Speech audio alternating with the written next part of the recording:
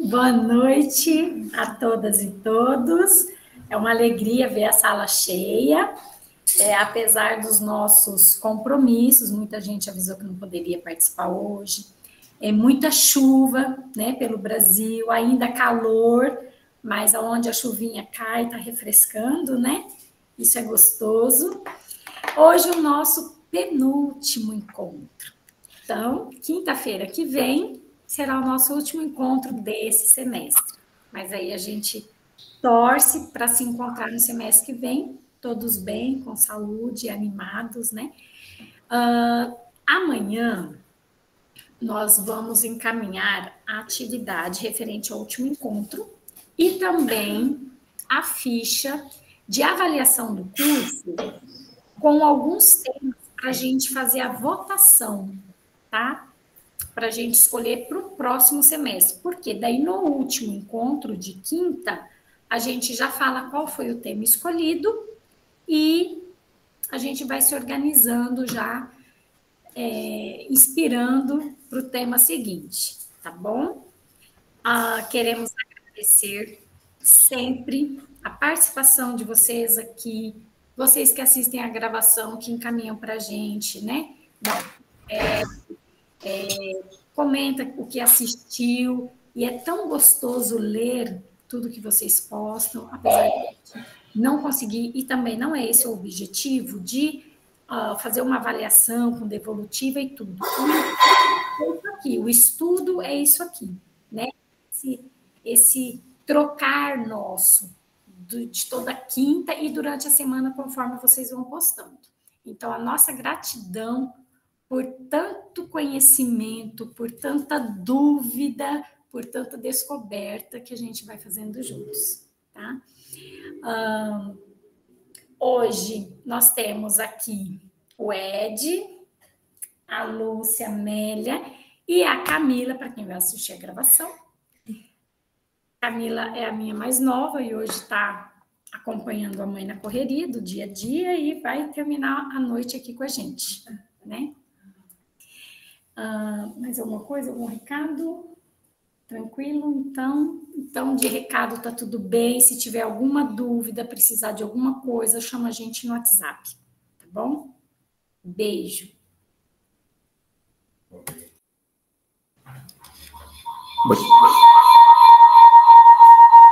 Obrigado, Esli. Que bom que a gente continua junto, se fortificando. No início, antes de colocar para gravar, o Hildo já convidava a gente. Hoje não tem como ficar sem. Então, que seja essa a nossa oração. A gente convida você, então, a abrir no Evangelho de João, capítulo 15. Evangelho de João, capítulo 15. Nós agora só vamos ler esse texto. Deixar aqui as palavras nos saboreiem e que nós possamos também saborear as palavras.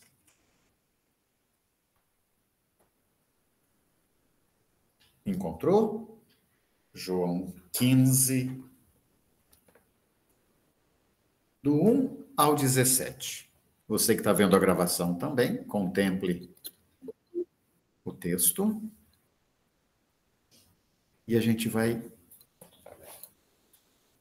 junto nos colocar no texto.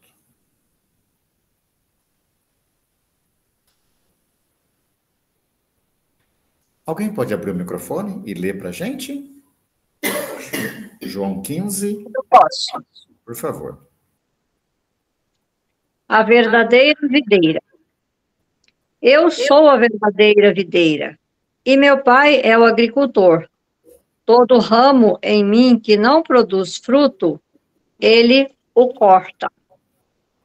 E todo que produz fruto, ele o poda, para que produza mais fruto ainda. Vós já estáis puros, por causa da palavra que vos fiz ouvir. Permanecei em mim, como eu em vós. Como o ramo não pode dar fruto por si mesmo, se não permanece na videira, assim também vós, Se não permanecerdes em mim,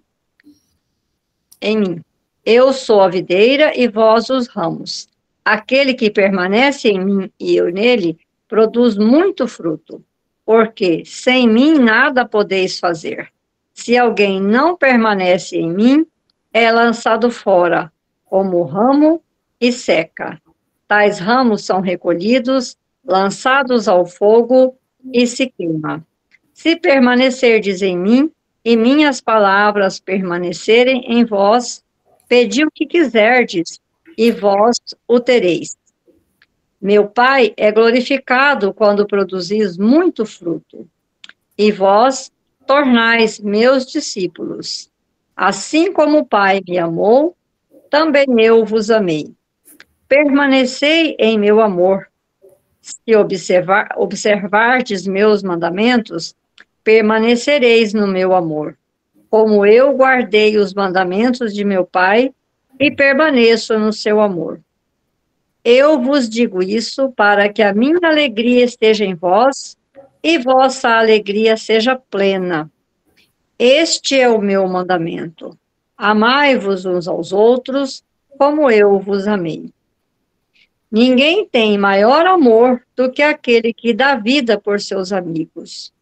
Vós sois meus amigos, se praticais o que vos mando. Já não vos chamo servos, porque o servo não sabe o que o seu senhor faz. Mas vos chamo amigos, porque tudo o que ouvi de meu Pai vos dei a conhecer. Não fostes vós que me escolhestes, mas fui eu que vos escolhi e vos designei para irdes e produzirdes fruto, e para que o vosso fruto permaneça, a fim de que tudo o que pedirdes ao Pai em meu nome, ele vos dê. Isto vos mando, amai-vos uns aos outros. Que as palavras possam estar no nosso coração. A gente vai comentar o texto depois. Eu queria tomar liberdade de, nesse momento orante, convidar cada uma de vocês, em cada canto do Brasil, também do México, da Guatemala, você que está sempre assistindo a gravação. Hoje nem a Alzira e nem a... Oxe, fugiu o nome. Ela vai ver a gravação, vai ficar brava comigo agora.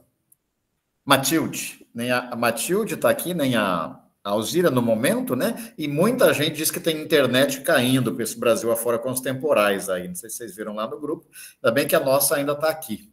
Mas a gente quer convidar vocês a se colocarem em comunhão com um evento que está acontecendo aqui em Mato Grosso do Sul, no sul de Mato Grosso do Sul. A gente está em comunhão com também vocês do Rio Grande do Sul, o Fernando, o Hildo e tudo mais. As enchentes aí também nos preocupam, né? Mas a gente está lembrando os 40 anos do assassinato de um grande líder daqui de Mato Grosso do Sul, Marçal Tupã-I. Marçal Tupã-I, Marçal Guarani. Uma voz profética que foi calada a bala, entre tantas outras, mas que marcou talvez um pouco mais a história, porque era uma liderança nacional, internacional. Quando o Papa João Paulo II veio ao Brasil, ele foi quem falou com o Papa diretamente, em dedo em riste, inclusive, dizendo: nós precisamos ser respeitados. Muito educado, muito polido, né? O Papa João Paulo, o Papa Francisco mandou uma carta para o povo guarani, e o cardeal de Manaus, que é o atual presidente do Conselho Indigenista Missionário, está aqui na região, vai entregar pessoalmente amanhã essa carta para os Guarani. E nós, aqui, o grupo, quem pode também vai se juntar. Nós vamos celebrar com a Missa Terra Sem Males, celebrando a Missa Terra Sem Males, para quem se lembra, né? Na Praça de Dourados, se a chuva deixar. Amanhã, se não dentro de algum espaço, talvez a própria catedral, né? Quem não lembra de Marçal, a gente então convida você a se colocar lembrando algumas palavras dele. Vou pegar um pequeno trecho de um vídeo. Um momentinho que estou tentando projetar aqui. 3 minutos. Se não estiver ouvindo, por favor, vocês avisem.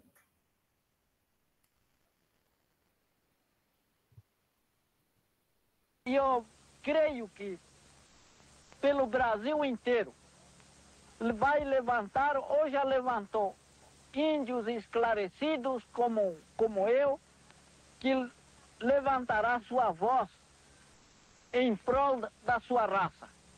Eu sei, eu lembro muito bem, conheço através dos jornais o nome do chavante Mário Juruna. Aquele índio é tido como subversivo pelos elementos da FUNAI. Eu acho que não. Porque aqueles que chamam o índio de subversivo, o índio não sabe disso. O índio não sabe esse termo de subversão. Isso não é nosso. Nós reclamamos a injustiça, a calúnia, a pobreza, a fome que a civilização nos trouxe. Os que vivemos aqui é que sentimos a injustiça, a perseguição, a pobreza, a fome, porque a área que ocupamos não oferece mais condições para a nossa sobrevivência. Para dizer que o índio mato-grossense aqui do sul vai viver de caça e pesca, vai viver dos recursos naturais que oferecia antigamente, os nossos antepassados viveram felizes aqui. Marçal foi assassinado em 1983. O processo dos fazendeiros de denúncia e comprovação, não só dos pistoleiros, mas dos fazendeiros, correu lentamente. E em 1992, no julgamento, eles foram absolvidos, apesar de termos trazido como advogado, algumas de vocês se lembram, o Luiz Eduardo Greenhalgh. Ele veio como advogado de acusação dos fazendeiros e, mesmo assim, no fórum da comarca de Ponta Porã, conseguiram dizer que havia vícios no processo, etc., etc., e os fazendeiros foram absolvidos.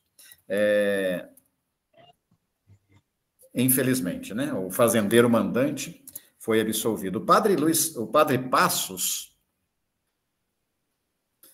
um grande terapeuta popular, né, de Cuiabá, fez uma canção homenageando o Marçal, que eu convido a gente fechar essa oração da videira, que somos convidadas a ser, ouvindo a oração na voz do próprio padre Passos.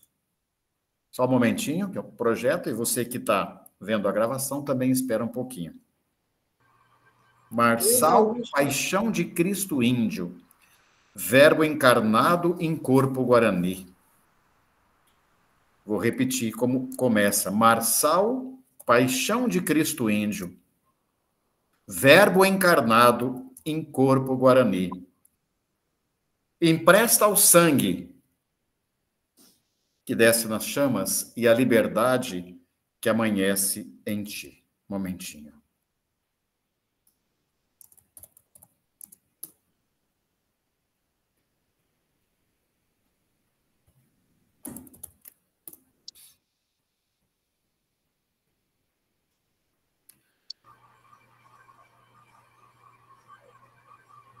Alguém conhece essa música?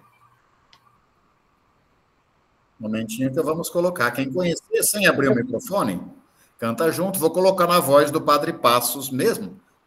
Luiz Passos, né? Amigo, companheiro de caminhada de muitos da gente, de Hildo, de todo mundo.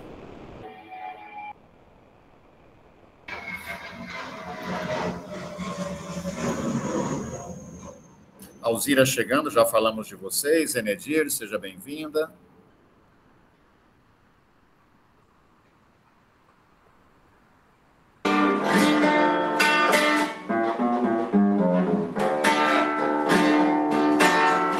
Marçal, paixão de Cristo índio, verbo encarnado em corpo guarani, empresta o sangue que dança nas chamas da liberdade que amanhece em ti. Empresta o sangue que dança nas chamas da liberdade que amanhece em ti. Marçal, Marçal, és profeta de um novo canto, de uma terra livre sem quebrantos, que é compromisso dos que estão aqui. Marçal, tua morte só oferece um dia, que o alto preço desta covardia será cobrado pelos Guarani. Evangeliza o povo branco nos seus rituais de morte e violência, da vitória às lutas ameríndias e dignidade às brancas consciência, da vitória às lutas ameríndias e dignidade às brancas consciência. Marçal, Marçal, és profeta de um novo canto, de uma terra livre sem quebrantos, que é compromisso dos que estão aqui. Marçal, tua morte só oferece um dia em que o alto preço desta covardia será cobrado pelos Guarani.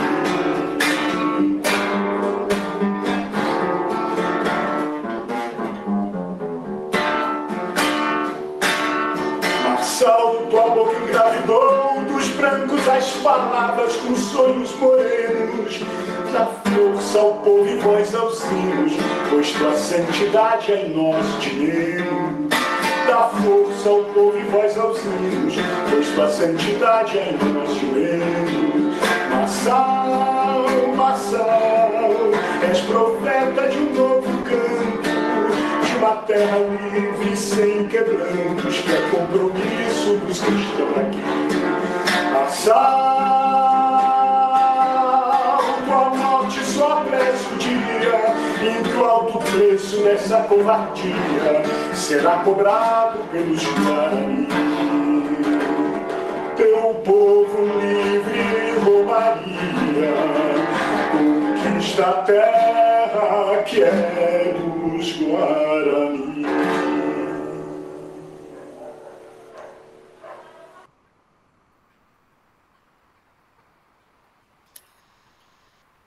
Amém. Se alguém tem algum comentário, alguma coisa, sinta-se à vontade. Marçal falou com o Papa, como a gente viu nessa gravação até, né? Com imagens antigas, em 1980, em Manaus. 3 anos depois, ele foi assassinado aqui na fronteira do Brasil com o Paraguai, no município chamado Antônio João. E Antônio João é um dos assassinos da Guerra do Paraguai, homenageado na cidade, que continua a assassinar indígenas. Né? Palavra em aberto.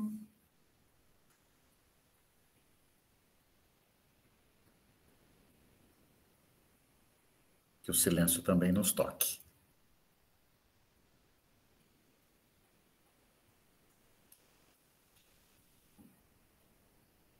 Essa música do Passos, Padre Passos, né? Eu conheci há muitos anos atrás, lá em Cuiabá. Eu comprei um CD de músicas do MST, e veio essa música, e eu não conhecia a história do Marçal. Mas a música, ela é tão forte, ela vai tão nas vísceras da gente, né? A letra é tão... E a própria música também, né? A voz do Padre Passos é uma voz muito, muito forte, né? Tem uma personalidade. Então, assim, quando o senhor falou agora que era esse evento, né? Parece que em mim... parece que fechou algo, é incrível, porque, assim, eu conhecia a música, eu conheci o Padre Passos, né, eu tenho esse CD, ele não toca mais, né, tá arriscado, não toca mais, mas como fala forte, como mexe nas entranhas, né, a letra da música é algo, assim, de muita emoção, né?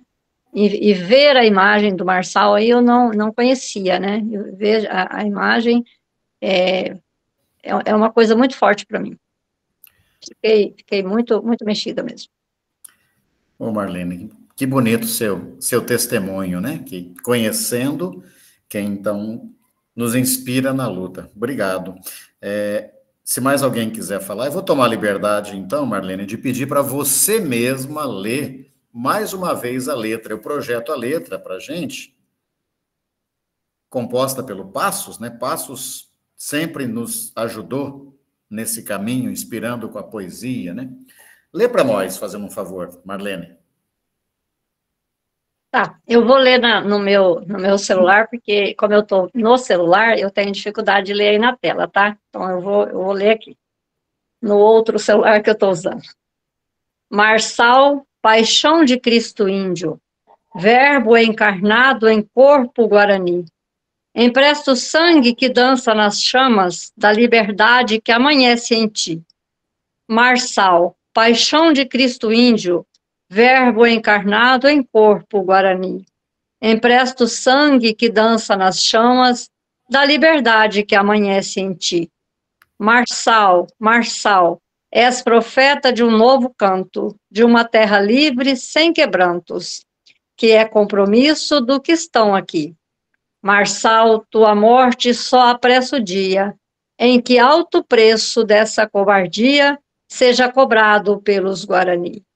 Evangeliza o povo branco nos seus rituais de morte e violência. Dá vitória às lutas ameríndias e dignidade às brancas consciências. Dá vitória às lutas ameríndias e dignidade às brancas consciências. Marçal, tua boca engravidou dos brancos as palavras com sonhos morenos. Dá força ao povo e voz aos hinos, pois sua santidade há em nós de menos. A santidade que nós, pessoas cristãs, dizemos ter, em nós está de menos, né? Porque quem assassina Marçal se diz cristão. E ele, ao falar com sua santidade, o Papa, e aqui tem um jogo, né? Em 1980, sua santidade, assim chamada, o Papa, denuncia isso depois de assassinado. E Passos, então, depois conclui, Marçal, teu povo livre em Romaria conquista a terra que é dos Guarani. A gente sabe, obrigado, tá, Marlene? A gente sabe que os povos indígenas tiveram muitas conquistas no Brasil, em 40 anos para cá. Infelizmente, a gente não pode dizer isso especificamente dos Guarani Kaiowá. É um povo que continua sofrendo muito. Enedir. A semana passada, eu estava conversando com as irmãs que trabalham em Dourados, a Adinete, a Zélia e a Andréia, e elas estavam partilhando a morte da dona Damiana, que aconteceu. Então, a morte do Marçal continua, né? E assim, eu fiquei muito chocada com todas as histórias, não só da Damiana, como de várias pessoas que elas estão acompanhando em Dourados, dos Guarani Kaiowá. Muito triste, que continua, parece, né, a saga de querer que os indígenas, né? Muito obrigado, a gente agradece. Amanhã de manhã... Boa noite. Boa noite para quem está chegando, boa noite, Nébia, Milagro, que entrou depois, Guisa, Leontina, né? Todo mundo, Dora. Amanhã de manhã, então, o cardeal, que é o presidente do CIMI, visita em Carapó, onde o Clodiode foi assassinado, e depois, na volta para Dourados, ele vai passar num pequeno território chamado Apicaí, onde morreu Dona Damiana, mas onde foram assassinados filhos e netos dela, inclusive por atropelamentos, entre aspas, né? Atropelamento de caminhonete de fazendeiros. Dona Damiana é um marco de dor para nós. Obrigado por ter lembrado. E o grupo que está aqui, a gente vai na madrugada para Dourados também para acompanhar. Estejamos em comunhão. Obrigado, Nedir, pela partilha. Não está fácil. Direitos humanos em América Latina cada vez mais limitados. Conseguimos um avanço no Brasil, recuo na Argentina, o mundo está numa fase de recuo. Hoje, a extrema-direita venceu as eleições na Holanda, olha só, na Holanda, e agora a extrema-direita quer fechar o fluxo de migrantes, como já tinha feito em governos anteriores, mas agora com mais austeridade, né? E isso nos leva, mais uma vez, a essa imagem que está aqui. A palavra se fez gente e armou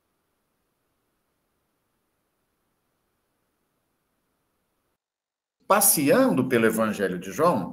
E o que foi pedido nessa semana é que a gente se perguntasse: tem parábolas no Evangelho de João?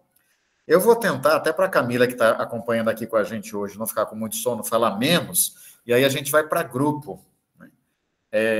Tentar ir para grupo hoje, partilhar um pouco mais a partir do texto da videira. Mas vou fazer uma rápida introdução, tentarei ser breve. Hildo, sinta-se à vontade, quando quiser.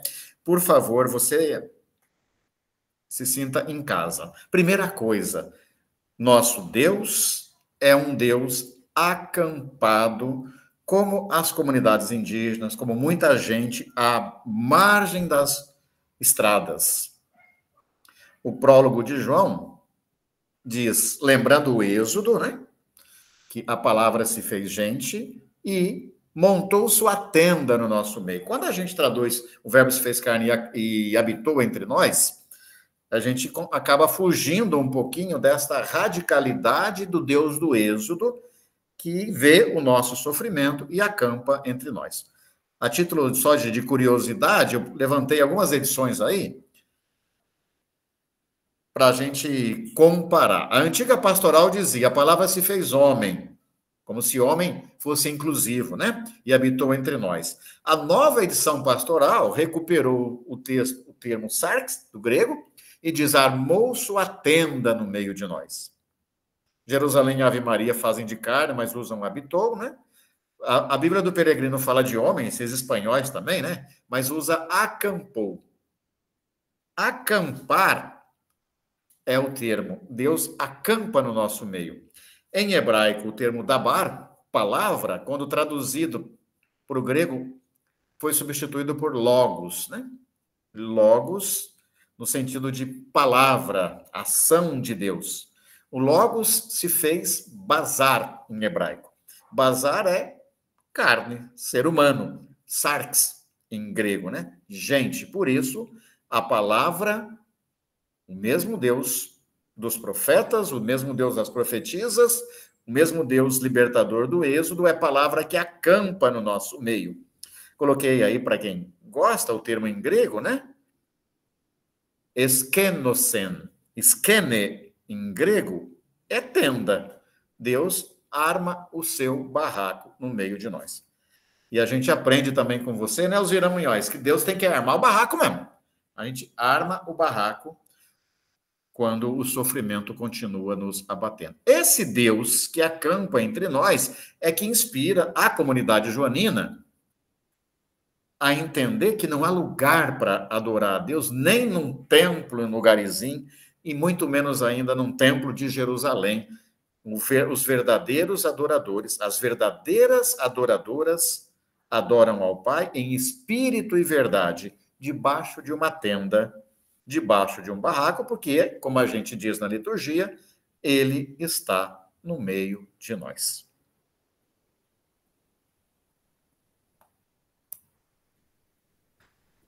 Entre o que apareceu por ali, bastante coisa, inclusive bastante gente está sem internet, né?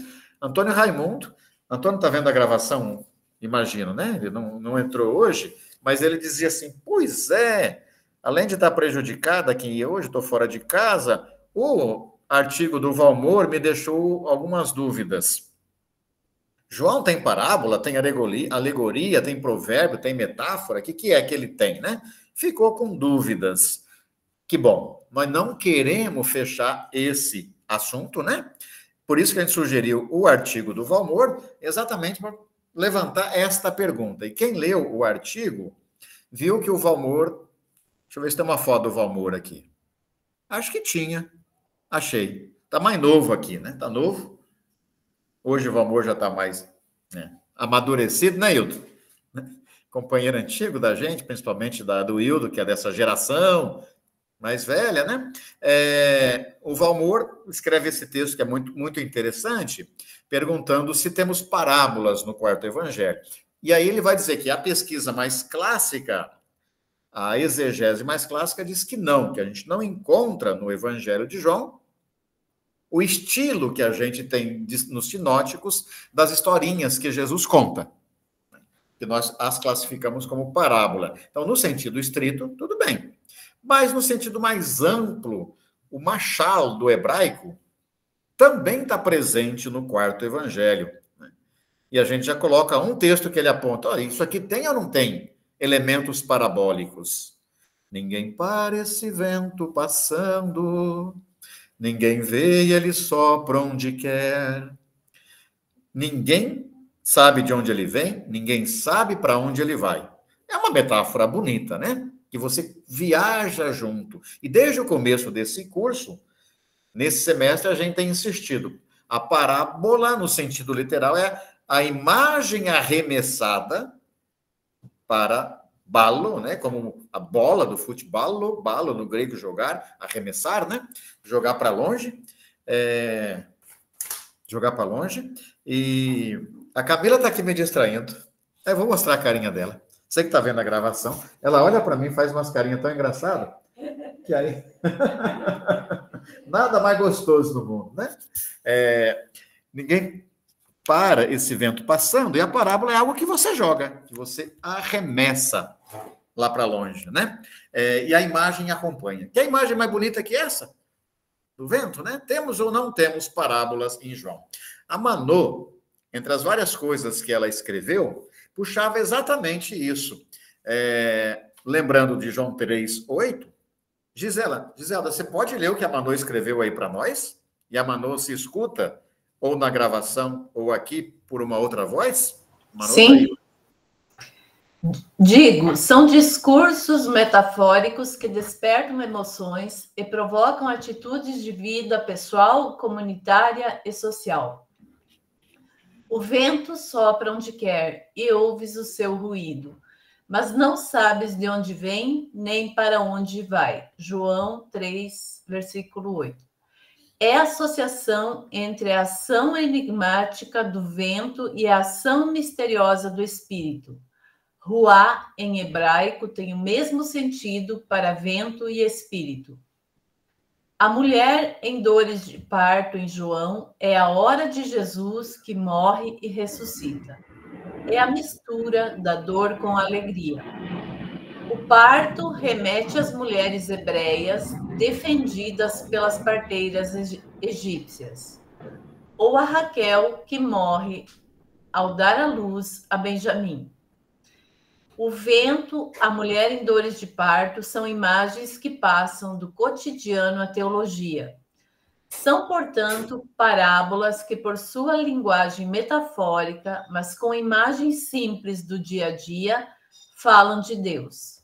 Linguagem que facilita compreender a centralidade da pessoa de Jesus, de sua ação e dos mistérios divinos. Muito agradecido, Giselde, e obrigado, Manô, pelo jeito gostoso com que você foi trazendo o texto do Valmor, mas principalmente os textos joaninos, né? O vento, a mulher em dores de parto são imagens que passam do cotidiano à teologia. E a parábola é isso. Jesus, a gente vem falando desde o início, busca elementos no cotidiano, no dia a dia do seu povo para fazer parábola. No entanto, estamos com linguagens parabólicas. Quando a gente apresentou esse quadro comparativo, foi o nosso primeiro ou segundo encontro, um quadro que o Hildo elaborou, né, Hildo? E fica muito à vontade para comentar. O Hildo coloca ali no começo, e a gente apresentou comparando com outro autor também, a quantidade de textos que a gente considera parábolas. E aí a gente conversou. Somente João 10 seria um texto que, no sentido estrito da palavra, poderia ser considerado uma parábola com ponto de interrogação, né? E aí a gente ampliou agora, com a conversa proposta pelo Valmor, para mais textos em João, além dessas que a gente veio estudando durante o nosso semestre, junto com os milagres. João 16, 25. Eu não sei que traduções que vocês têm nas Bíblias aí. Podemos pegar João 16, 25? Estou destacando duas palavras traduzidas de forma diferente. Peguei aqui do João Ferreira de Almeida. João 16, 25. Estas coisas eu tenho falado para vocês por meio de figuras. Vem a hora em que não vos falarei mais por meio de figuras ou comparações, mas vos falarei claramente a respeito do Pai. Alguém tem uma tradução diferente para João 16, 25? Se quiser, pode destacar aí para nós. Deixa eu pegar aqui na Jerusalém também. Mais alguém, se quiser. Eu tenho a Jerusalém. Lê para nós, faz favor. Disse-vos essas coisas por figuras. Chega a hora em que já não vos falarei em figuras, mas claramente vos falarei do Pai. Isso. Duas vezes a palavra figuras, porque no grego é a mesma palavra. Paroimia, no singular, né? Paroimia é uma figura, uma comparação, não é o mesmo termo que a gente tem visto até agora, parabolê, do grego. João, o quarto evangelho, não usa o termo parábola, usa outras expressões como essa, paroimia, que aparece 4 vezes, pelo menos, no evangelho de João. Aparece lá no capítulo 10 também, e aparece mais uma vez aí no capítulo 16, no versículo 29, né? Paroimia. Uma comparação, é ou não? Então, Valmor, a gente vai tomar liberdade, ainda algumas pessoas já leram seu texto. Você convida para nós aí o Schweizer, né? Esses nomes alemães aí, o Hilda que sabe pronunciar bem, né? Se eu pronunciei errado, você me ajuda, tá, Hilda? Ele coloca que Schweizer apresenta pelo menos 5 características de parábolas nos sinóticos que a gente também consegue perceber no quarto evangelho, o evangelho de João. Sobretudo quando este transmite as palavras de Jesus com as imagens a partir do eu sou. Eu sou a luz do mundo, eu sou o caminho, a verdade, a vida, eu sou, né? E a expressão reino de Deus, que em João está muito mais ligado a Zoe, a vida em plenitude, vida em abundância, acaba sendo essa expressão do eu sou. Vamos reler, mesmo quem já leu, esses 5 elementos que o Valmor recupera para a gente. Arizete, você consegue ler para nós o primeiro? Faz tempo que a gente não ouve sua voz aí.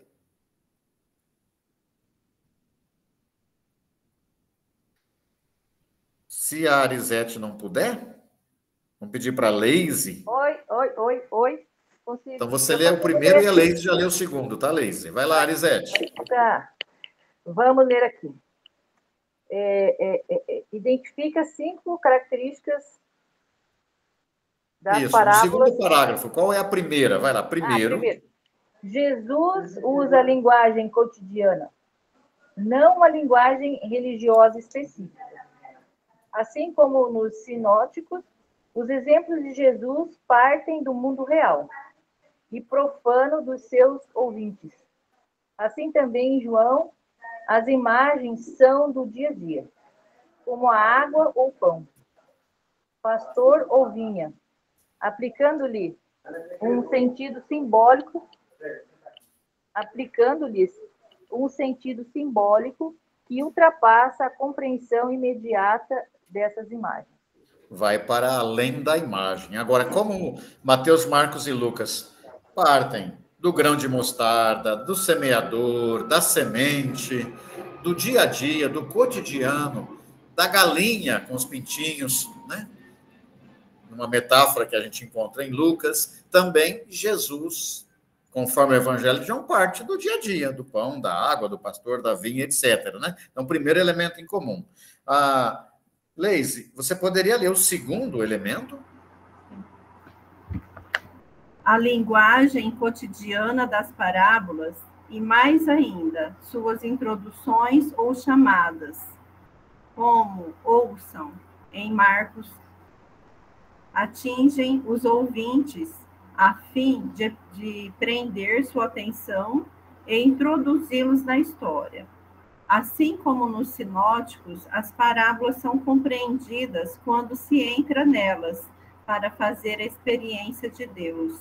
Assim também em João, é preciso deixar-se envolver pessoalmente para entender o que Jesus diz, quando se oferece como água viva, como bom pastor ou como pão da vida. Muito obrigado, Leis. Além desse elemento introdutório, né? O reino de Deus é semelhante a, né? Eu sou algo que te chama, você é chamado a mergulhar na imagem, tanto nos sinóticos como no Evangelho de João. Dora, você consegue ler o terceiro elemento que a gente encontra em comum? Sim. Jesus fala de coisas como 3 medidas de farinha. Uma mistura de cerca de 50 libras não é possível, mas é surpreendente e choca os ouvintes. Assim como nos sinóticos, a linguagem das parábolas possui exageros, como o excesso de farinha, o comportamento desregrado do filho pródigo ou o crescimento surpreendente do grão de mostarda. Assim também em João, sobretudo no discurso do tipo eu sou, o sentido é exagerado e só se compreende por trás das palavras, em termos como uma fonte de água jorrando para a vida eterna, um pão que é alimento que permanece para a vida eterna, ou o pastor que tem o poder de doar sua vida e retomá-la.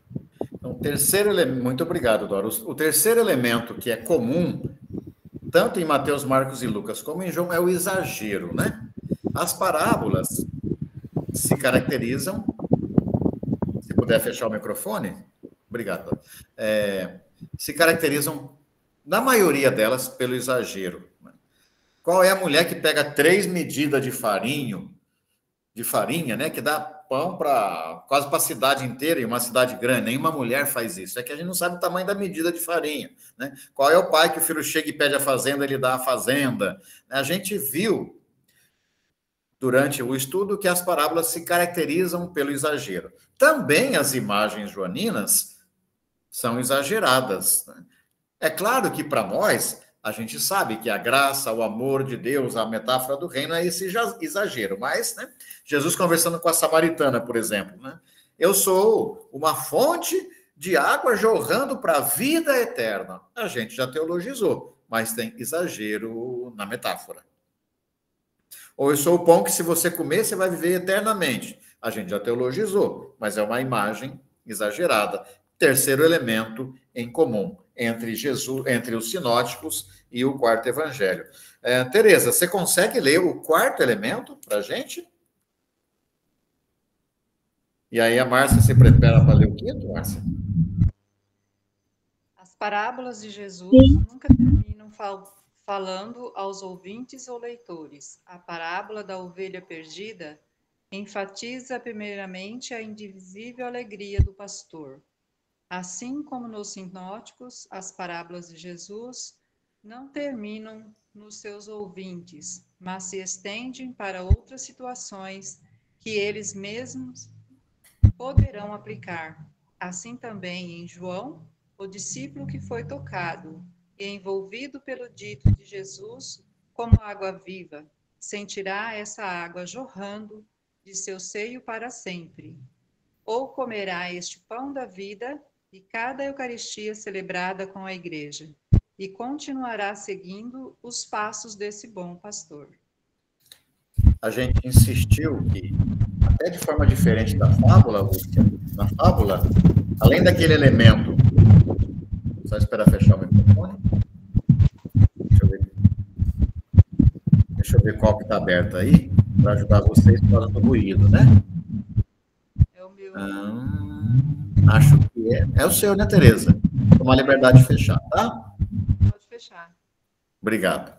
Que aí ele parece que talvez você escute menos, mas aqui para a gente faz um ruído maior. Então, a parábola não é como a fábula. Além desse elemento das árvores andar, dos animais falar, que é muito característico da fábula, Vou fechar o seu também. Tá, Dora? Dá licença, só um pouquinho. Além disso, a fábula tem esse negócio de moral da história. Eu conto uma historinha assim e digo, tá vendo, Socorro? Tá vendo, Cleusa? Aí eu concluo para você, né? A parábola não tem necessariamente isso. Às vezes, quando isso aparece nos evangelhos, a gente sabe que não é fala de Jesus, mas é fala do redator do texto, que coloca a palavra na boca de Jesus, né? A parábola, ela não se fecha na moral da história para o discípulo. A imagem voa e você vai junto, né?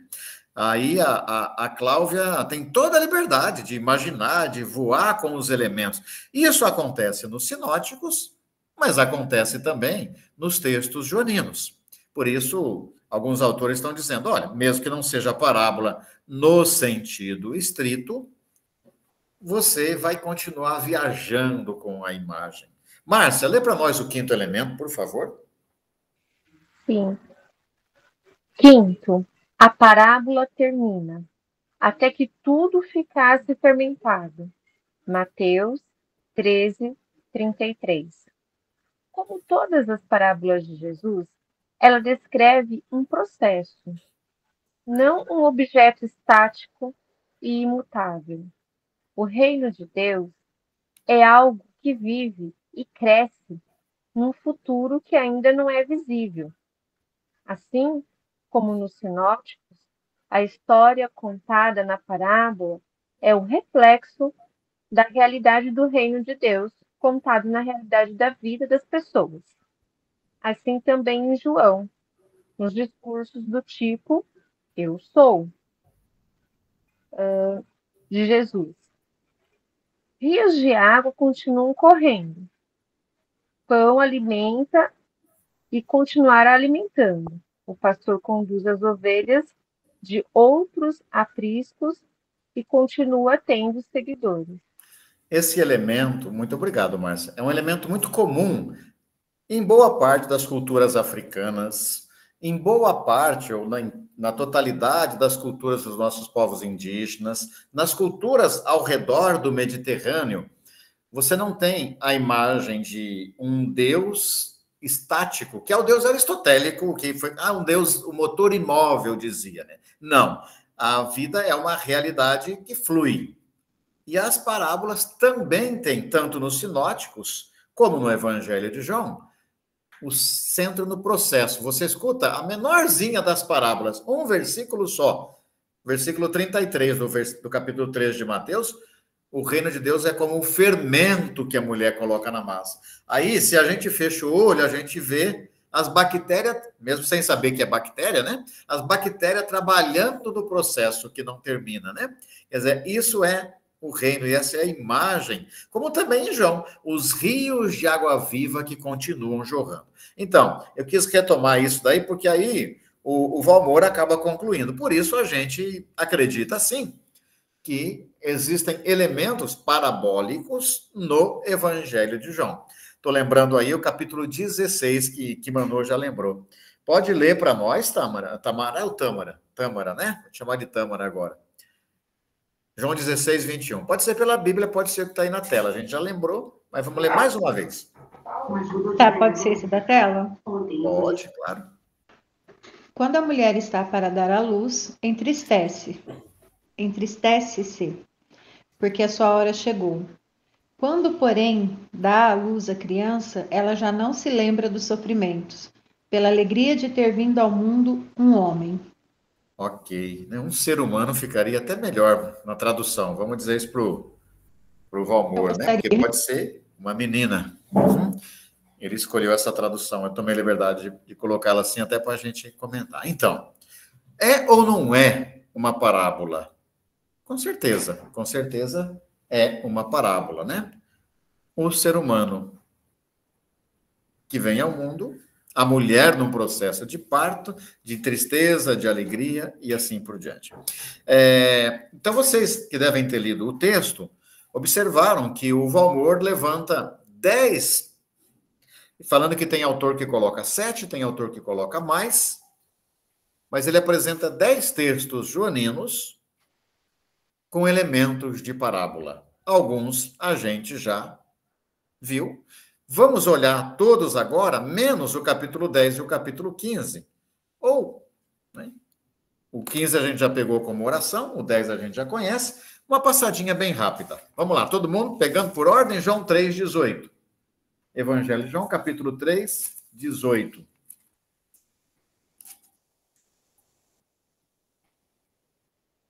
Quem achar primeiro, espera só um pouquinho, porque aqui não estamos disputando quem acha na frente, né?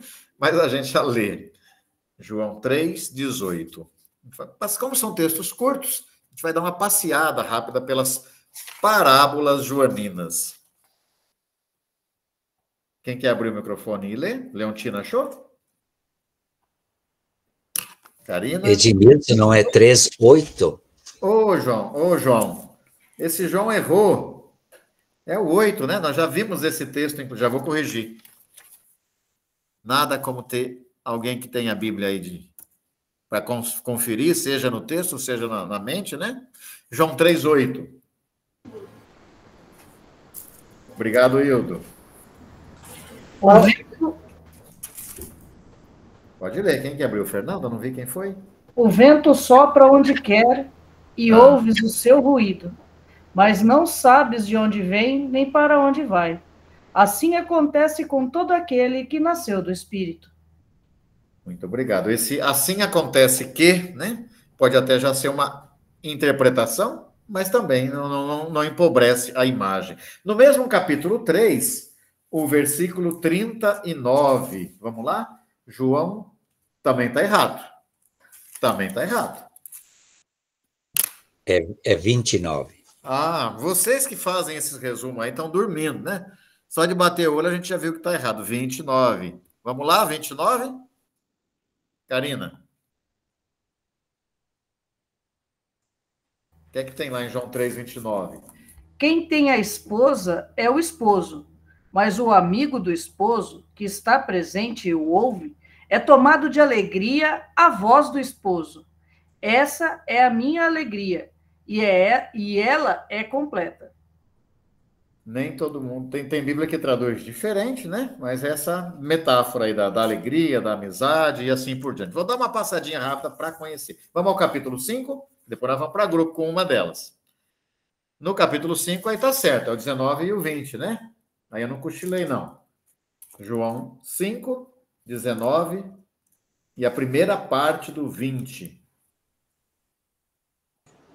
Posso ler? Vai lá. Então Jesus respondeu-lhes dizendo: Eu garanto a vocês, o filho não pode fazer nada por sua própria conta. Ele faz apenas o que vê o pai fazendo. As coisas que o pai faz, o filho faz na mesma forma. E isso porque o pai ama o filho e lhe mostra todas as coisas que ele mesmo faz. Ele mostrará obras maiores do que estas, para que vocês fiquem admirados. Muito obrigado, muito obrigado. Claro que a gente já lê com a cabeça da teologia, e você não imagina a criança aprendendo com o pai, né? É assim, Jesus que aprende com o pai, que normalmente é a interpretação que a gente faz, mas esquecendo-se da imagem que está aí. Vamos lá para o capítulo 8, João 8. Normalmente, observem vocês que são textos poéticos, né? Na sua grande maioria, são poesia que pegam essas metáforas lá no Evangelho de João. João 8, 35. Posso ler? Pode ler. O escravo não fica sempre na casa. O filho, sim, para sempre. Uma historinha curta, tirada do contexto do mundo greco-romano. O escravo vai, quem fica na casa é o filho. Não quer dizer que Jesus é a favor da escravidão, né, gente? Pelo amor de Deus, a gente sabe disso. Bom, a do capítulo 10 é mais conhecida. Pelo menos a gente acha que conhece, e aqui aparece o termo parábola, né, de alguma forma. João 10, de 1 a 5. Vamos ler também. Vamos lá. Assim a gente já passeia pelas parábolas joaninas. João 10, de 1 a 5. Analice, quer ler para a gente? Sim. Vai lá. Em verdade vos digo: quem não entra pela porta no redil das ovelhas, mas sobe por outro lugar, é ladrão e assaltante. O que entra pela porta é o pastor das ovelhas. A este o porteiro abre. As ovelhas ouvem sua voz, e ele chama suas ovelhas uma por uma, e as conduz para fora. Tendo feito sair todas as que são suas, caminha à frente delas, e as ovelhas o seguem, pois conhece a sua voz. Elas não seguirão um estranho, mas fugirão dele, porque não conhece a voz dos estranhos. Jesus lhes apresentou essa parábola. Eles, porém, não entenderam o sentido do que lhes dizia. Muito obrigado. Aí eu estou aproveitando enquanto você lia para nós, Analice, abrindo o próprio Evangelho de João, né? Para ver que a tua Bíblia traduziu por parábola, mas o texto de João não usa aí a palavra parábola, né? Ele usa aquele termo que eu expliquei, paroimia. Aqui, como está no acusativo, para quem, né, no objeto direto fica paroimiam, né? Mas paroimia. Só para curiosidade. Está errado traduzir por parábola? Não. Né? É o que a gente está tentando fazer junto. Obrigado. Vamos ao capítulo 10, porque a imagem agora, seguindo no capítulo 10, né, a imagem modifica um pouco. Ali no 11, a partir do 11, é a imagem do pastor formoso. 11, eu sou o pastor formoso. Nossas traduções costumam colocar eu sou o bom pastor, mas em grego está escrito eu sou o pastor desejado, pastor ideal, né? Pastor bonito. É a imagem que vem desde o rei Davi, que era pastor, né?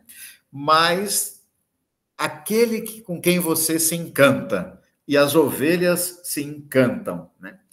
Eu sei que você pode ficar frustrada escutando isso, mas em grego não está escrito eu sou o bom pastor, né? A palavra diz mais. Eu sou o pastor desejado, que as ovelhas sentem o cheiro e se lembram dela, né? O mercenário não é pastor. As ovelhas não pertencem a ele. O mercenário safadão vê o lobo dos Estados Unidos se aproximar e vaza. Milei vai fazer isso na Argentina. Né? O bom pastor vai ficar junto. Esse é o capítulo 10, duas imagens ali. No capítulo 11, o texto da ressurreição de Lázaro, temos mais uma imagem que pode ser comparada como parábola. João 11, vamos lá? João 11, versículos 9 e 10. Um pouquinho para todo mundo achar. Pega a sua Bíblia e mexe aí que você não cochila, viu? 9 e 10. Aqui ele usa o jeito deles contarem o dia, né? Quantas são as horas do dia? São 12, não são? A imagem te leva a pensar. Se alguém caminha durante o dia, não tropeça, porque vê a luz deste mundo. Quem caminha de noite vai tropeçar. Então, duas imagens aqui bem interessantes. Uma, o passar das horas do dia, e outro, que é um joguinho que João faz, mas aqui, junto com a imagem, de noite e dia, luz e trevas, tropeçar, né? Levar um tropicão, chutar o dedão, arrebentar a unha, né? Coisas do cotidiano. Você está rindo, né? Você está rindo porque você não andou por aí na escuridão, metendo o dedão em qualquer lugar, né? Então, as parábolas têm esse poder. Você imagina, você está rindo, Camila? Anda por aí, vai lá para você ver a tropeção que você vai levar e logo a tua unha vai para o chão, né? Bem, no capítulo 11, ao falar, né, da conversa sobre a ressurreição de Lázaro, volto ou não volto para a Judéia, antes de ressuscitar Lázaro, essa metáfora, né? João 12, vamos lá a João 12, por gentileza. Mais uma, João 12, versículo 24. Essa é uma das que a gente mais conhece, né? João 12, versículo 24.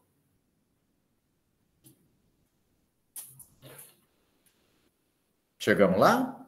Consegue ler para nós, Vânia? Se achou? Se não, quem achou pode abrir o microfone. E podemos ler mais de uma vez também. Quem lê? Em verdade vos digo, se o grão de trigo que cai na terra não morrer, permanecerá só, mas se morrer, produzirá muito fruto. Ah, é tão curtinho, é só uma comparação, não é uma parábola. Uai, Mateus 13 também tem aquele, no versículo, o reino de Deus é coisa pequenininha, né? Uma imagem pequenininha que é, de alguma forma, uma parábola.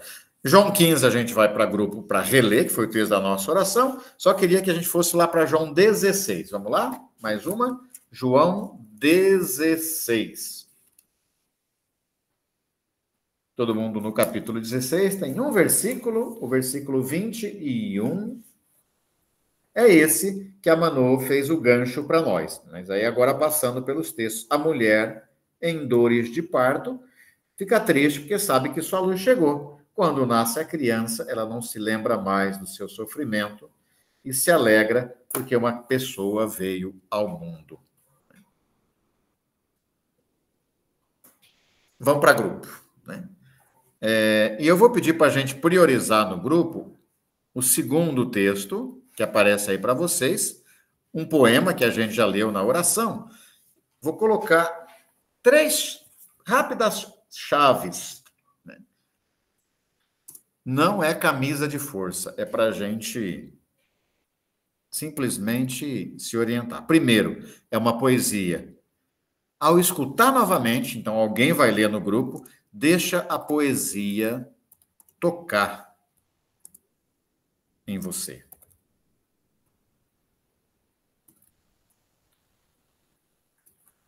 Vou mudar de cor aqui para ficar fácil para todo mundo ver. Deixe que as palavras da poesia toquem seu coração. Já volto, peraí. Segunda coisa, vocês fizeram esse trabalho, não deu para a gente aproveitar tudo. Relacione, busque imagens lá do Primeiro Testamento. Relacionar com as escrituras hebraicas, o que a gente chama de Antigo ou de Primeiro Testamento. Por gentileza, não dá tempo de ver tudo, só não esqueçam de ir lá para o capítulo 5 de Isaías. Uma coisa, não mata a poesia, mas observe no grupo verbos que se destacam. Depois a gente volta e partilha um pouco. Verbos que se destacam, né? E, é claro, toda a liberdade, o que é que esse texto diz para nós hoje? 8 e 8, né? 8 e 10. Então, a gente tem 25 minutos para conversar no grupo, falar. Se acabou a inspiração a partir aí do texto, já podemos falar até de avaliar o encontro um pouquinho, mas não vai dar tempo, né? Porque poesia sempre mexe com a gente. E essa poesia essa parábola em forma de poesia, mais ainda. Então, deixe a poesia tocar seu coração, relacione com o Primeiro Testamento e destaque os verbos principais. A partir daí, o grupo fica à vontade para fazer outras conversas, tá? Não deu tempo de pegar? A gente já coloca lá no grupo, só vamos nos dividir aqui primeiro e a gente põe lá no grupo do WhatsApp. Um momentinho. Alguma coisa? Alguém quer falar? A gente nem deu oportunidade muito para falar hoje sobre esse estudo. Sintam-se à vontade. Enquanto eu vou dividindo aqui.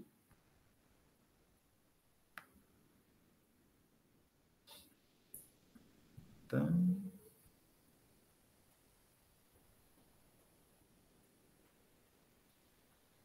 25 minutos, tá? Para a gente conversar com um pouquinho mais de calma hoje. Em 25 minutos, vocês serão forçosamente abduzidas para a sala principal. continua a conversa. Aqui o grupo grande vai ficar conversando aqui, tem uma turminha grande, então a gente não aparece, porque também tem um grupo aqui. Depois a gente se visita ali nos grupos. E você que está vendo a gravação, então corra 25 minutos a partir de agora para ver o final.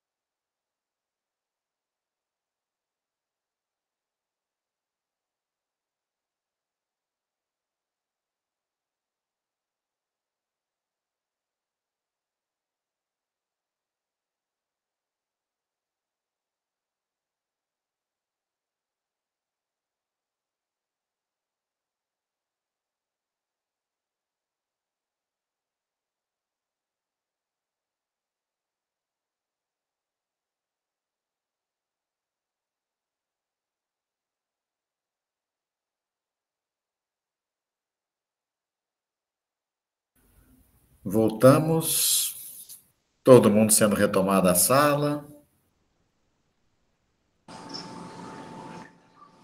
Bem-vindas. Oi, Laura, tudo bom? Oi, tudo. Consegui. Agora eu consigo permanecer aqui. Falamos tanto em permanecer que eu digo permanecer. Parece meio óbvio perguntar pelo verbo, né? Né, Cláudia? Cláudia.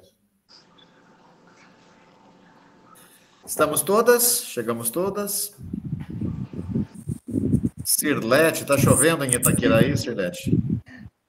Choveu bastante hoje, muita chuva. Eita. Então, a palavra está em aberto. A riqueza do grupo é a partilha que acontece lá, não tem como a gente trazer, né? Edmilson. Fala, Socorro. Vou pedir um favor. Não, foi a Alzira que pediu. Eu vou pedir um favor, eu vou sair. Estou com muita dor de estômago, vou tomar um remedinho aí, tá bom? Nós vamos fazer uma reza brava para você ficar boa logo. Sara. Tá bom. Beijo ao nosso povo guatemalteco. Uhum. Obrigado, obrigada. Alzira. Um abraço. Abraço para todo mundo. Abraço. Então, 15 minutos de partilha. Quem quer começar? Algum grupo, algum ponto que destacou?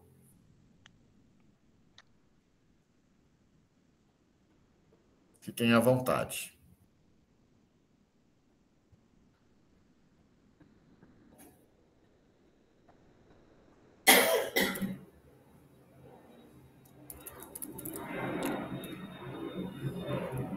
Eu vou começar. Espera só passar o avião aí, que a gente não está conseguindo te ouvir. Estou ouvindo o barulho do avião. Enedir, é você que falou que ia começar? É. Vai lá.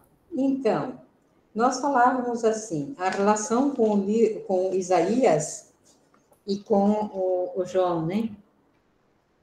Isaías começa com parece que ele tem muito carinho, muito cuidado em plantar a vinha, em cercar, tem grande esperança que essa vinha fosse produzir uvas muito boas para fazer um bom vinho, né? E essa vinha só produziu uvas azedas. E no final ele diz assim, né? Eu esperava o direito, mas vocês produziram injustiça. Eu esperava a justiça e só vejo gritos de desespero.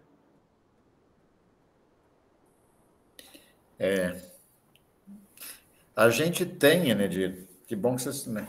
Uma parábola também lá em Isaías, né? Que é retomada de outra forma aqui em João. E aí...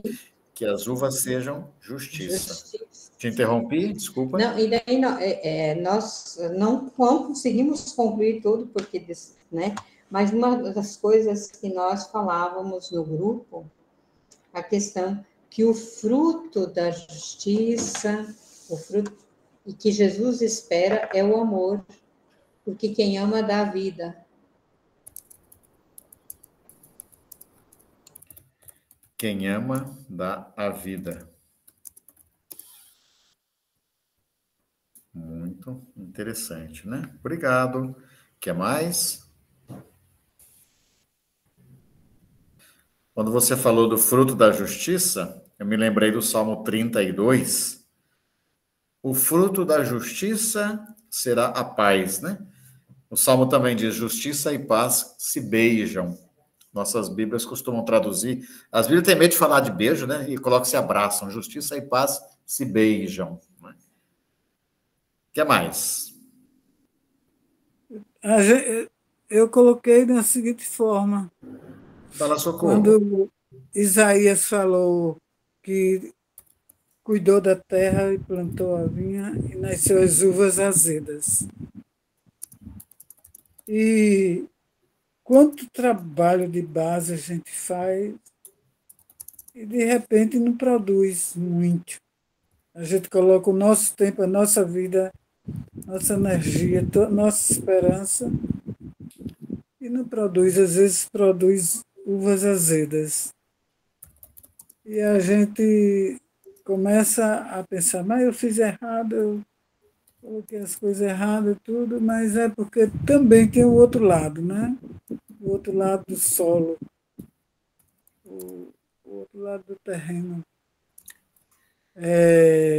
Quando você falou no presidente da Argentina, né? Uma colega telefonou para mim, chorando, aí eu disse, vocês ficaram na zona de conforto, não fizeram um trabalho de base sério, não tem um movimento sério, não tem um não sei o quê, e agora querem que as coisas fluam, e não é por aí o caminho. Depois eu pensei, mas a pessoa vem chorando, e eu dizer um negócio desse, mas não é verdade, né? Não existe ainda um trabalho no solo bom, um terreno bom. Obrigado, Socorro. Nós passamos, né, há alguns anos e ainda estamos passando pelas consequências de uvas azedas, como consequência desse descuido, mas também a situação da Argentina, às vezes até é compreensível. A nossa era menos compreensível ainda, né? Que a gente não estava naquela crise tão grande. O desespero do povo argentino é até maior, né? Agora, a gente também precisa saber que essa onda de produção de uvas azedas está grande no mundo, né? Vamos fazer que isso passe, nós não vamos desistir, não. Obrigado, Socorro. O que mais? Quem mais? Que verbo mais chamou a atenção da gente, ou verbos? O grupo nosso... Vai lá, Beto. A gente tinha descoberto não, um foi colocando, o outro achou outro, foram três verbos, né? Um já foi falado, que é o que volta assim bastante, acho que são 8 vezes, o permanecer, né? Diversas conjugação do verbo. Aí depois, do outro grupo, também outra pessoa lá, colega, achou produzir, o verbo produzir, que está ligado bastante, né? Se permanece, produz. Se não permanece, não produz. Mas produz o quê? Aí vem outro verbo e ele está em verbo e acho que é substantivo que diz amor. Está no verbo amar. Se me amais, permaneceis, vai, tá? E amai-vos uns aos outros e permanecei no meu amor. Então, ela fica, essas três, a gente só achou essa, né? Essas três. Aí, se permanece, produz fruto bom, que é o amor. Por quê? Porque como Jesus permanece no Pai e o Pai é amor, então produz fruto bom, né? Então, se não produz, se não permanecer em Jesus, nele, que é a videira, né? Não produz ou vai produzir frutos azedos ou ações injustas relacionando com Isaías, no caso, né? Então, a gente achou essas três e conversamos um pouco sobre isso daí lá do grupo, né?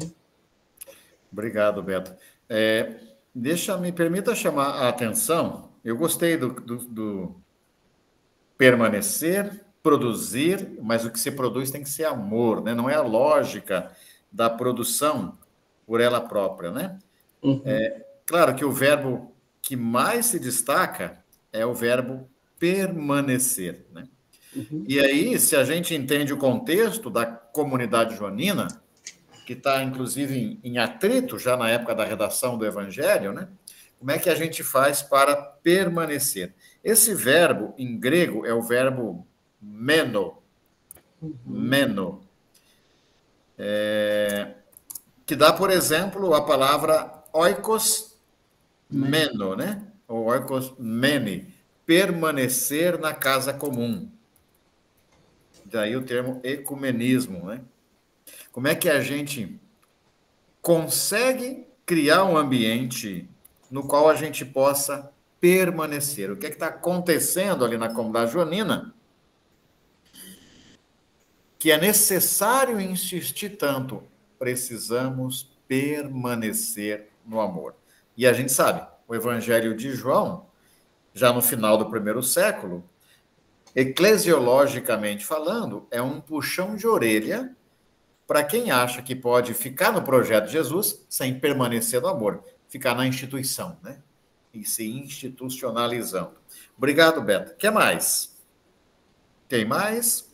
Mais algum grupo? Edmilson, eu queria fazer uma pergunta para você. Esse permanecer que Jesus vai, assim, falar várias vezes aqui nesse texto e também em outros, ele é muito, não sei, é profundo. Você pode repetir, Nedir, que eu não consegui ouvir tudo? Eu queria que você falasse um pouco mais sobre a questão do permanecer, do ficar. Nós estamos, parece, numa sociedade em que não se tem tempo de permanecer, de estar. Eu faço um comentário do antes e do hoje e deixo a palavra em aberto. Imaginando que o evangelho permanecer aparece em torno de 40 vezes só no evangelho de João, está alertando para a gente o Hildo. A primeira carta de João continua depois. Quem ama permanece em Deus e Deus permanece nele. E quem diz que ama a Deus, mas não ama o seu irmão, permanece na mentira. Né? Assim, não passa de um mentiroso. A gente tem uma ideia de que o cristianismo nasceu tudo juntinho e bonitinho, né? Nós tivemos experiências plurais a partir do movimento de Jesus, Zenedir, que a gente costuma e deve chamar judaísmos que vão se separando ou cristianismos diferentes nascentes. Alguns modelos de cristianismo vão querer ficar mais apegados ao judaísmo. Outros modelos de cristianismo vão ser mais leves, sem o peso da instituição, e vivem uma experiência muito boa, no caso do quarto evangelho, em torno de uma figura simbólica, histórica, mas simbólica no bom sentido da palavra, que é a figura da discípula ou do discípulo amado.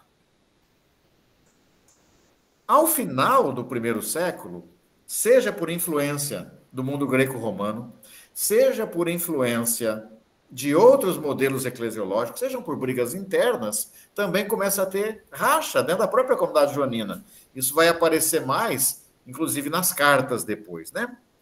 E o Evangelho de João é um chamado de atenção, nesse capítulo 15, que é tardio, que foi colocado tardiamente no Evangelho, talvez na redação final. Olha, a gente precisa permanecer ligado ao tronco, que é Jesus. Isso dá uma dupla interpretação, né? Tem gente que acha que permanecer ao tronco é, né, permanecer na institucionalidade. Para nós, o Espírito vai dizer não. O tronco, de onde tudo parte, para onde tudo volta, é o amor. É o único caminho. Permanecer no amor. Senão, não tem como, a gente vai ser galho seco. Trazendo para o hoje, e aí eu abro a palavra para o Hildo, para todo mundo. O Hildo até nos ajudou na correção, que eu falei do Isaías 32, vocês estão citando o Salmo 32, né? Eu já sou ruim de Bíblia, ainda me deram um copo de vinho, só tem que confundir os textos. Que bom que o Hildo toma vinho e não esquece os textos bíblicos. Esse modelo, inclusive o modelo religioso da maioria das instituições e das espiritualidades, Zenedir, é um modelo individualista, né? De igreja de mercado, de igreja de supermercado, de religião do indivíduo, onde eu e Deus vou ter uma relação individual. Isso não é, para mim, permanecer no amor. Mas também, qualquer experiência religiosa que não nos comprometa com quem esteja precisando mais, não é permanecer no amor. Agora, nos textos joaninos, esse é um verbo principal. A experiência de João 17, que vocês pensem diferentes. Eu posso brigar com a Analice, posso brigar com a Serlete, com a Luciene, mas a gente precisa saber que a gente tem um uno que nos junta, uma unidade. Assim como que elas e eles sejam um, como eu e você somos um. É o permanecer no tronco. Não sei se você concorda comigo, Wanda, ou quer completar? Hildo, fiquem à vontade. E o Hildo diz que se dá por satisfeito. Né? Ou, não vou nem puxar. Fernando, tudo bom? Tudo bem? Mais algum comentário? Tudo tranquilo.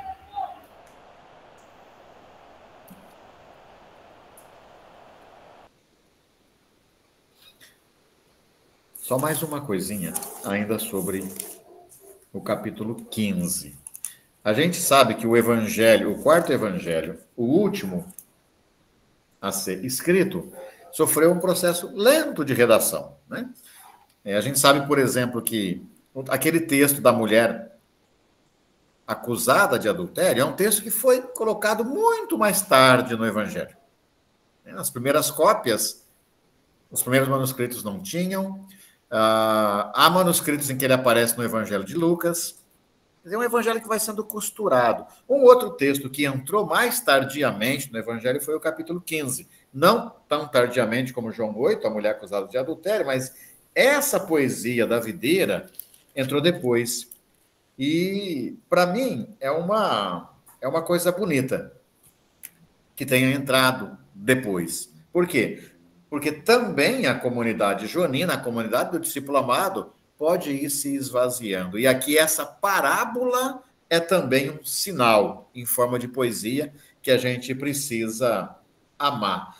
E a palavra amor faz um jogo com mandamentos ali, né? Não sei se vocês lembram, a partir do versículo 9, assim como o Pai me amou, também vos amei, permanecei no meu amor, se vocês observem o meu mandamento. E a gente sabe o peso que tem na cabeça do judeu a palavra mandamento.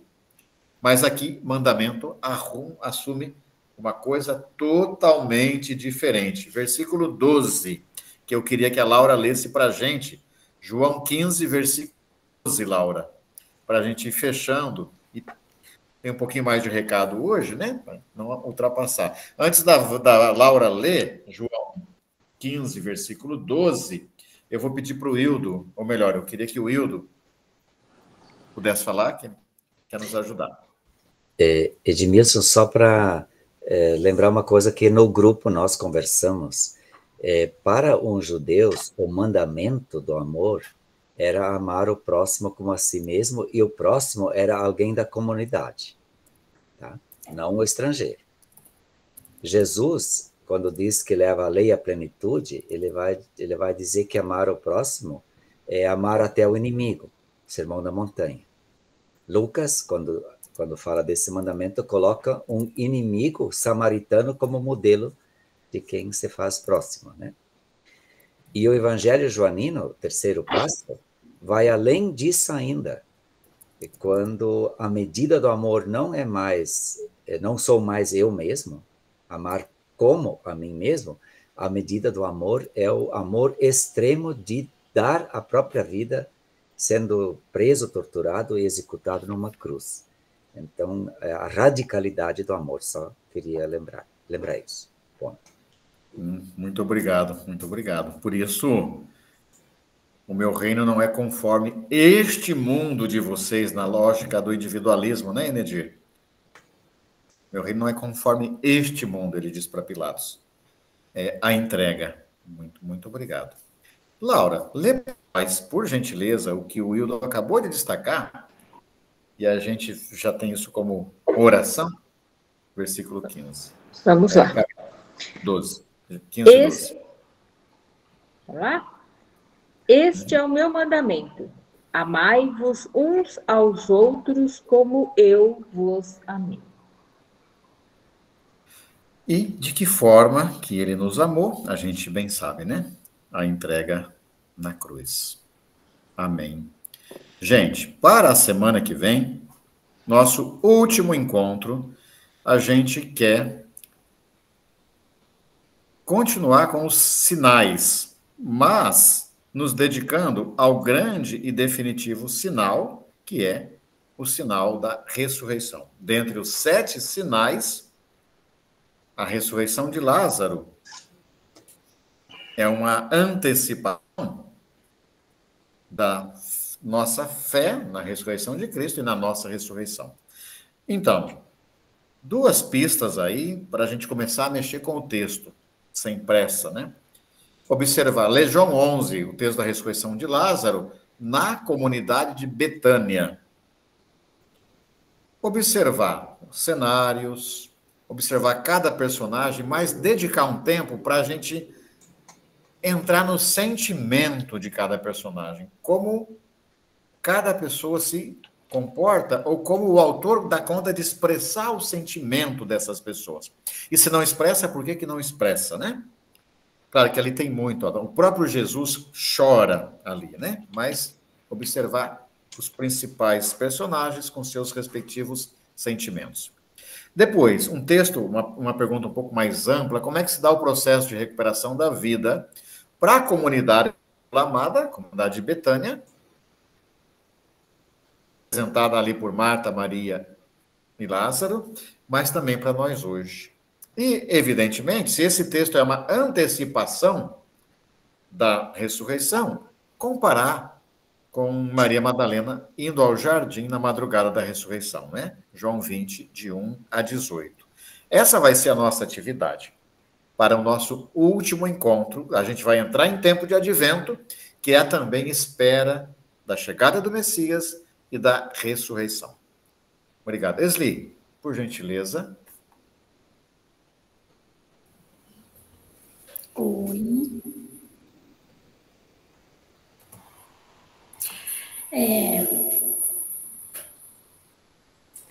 Vou colocar, o Ed vai projetar para a gente, lembrando, eu quero lembrar o seguinte, amanhã, sexta-feira, eu já tinha falado, mas eu reforço, a gente vai postar a atividade, o material, da tarde para a noite, tá? Porque amanhã a gente vai lá no evento, então a gente vai estar no caminho, e aí a gente conta com a compreensão. E também já vai a ficha de avaliação desse módulo. Lembra que no módulo anterior a esse, nós fizemos uma pesquisa e Parábolas e Milagres ganhou. Então, nós vamos colocar para a votação do semestre que vem os outros 2 temas que ficaram, inclusive, bem empatados, 28,8% para Pentateuco e literatura sapiencial. Então, nós vamos pensar, tá? Esses 2 temas, e aí você vai escolher um dos 2 lá na ficha que a gente vai encaminhar amanhã. É uma ficha avaliativa do módulo que nós estamos terminando e já uma escolha para o próximo semestre, o ano que vem, primeiro semestre de 2024. Será Pentateuco ou literatura sapiencial, tá bom? Então, um beijo para vocês, um bom descanso, um bom final de semana e o início de uma semana abençoada para nós.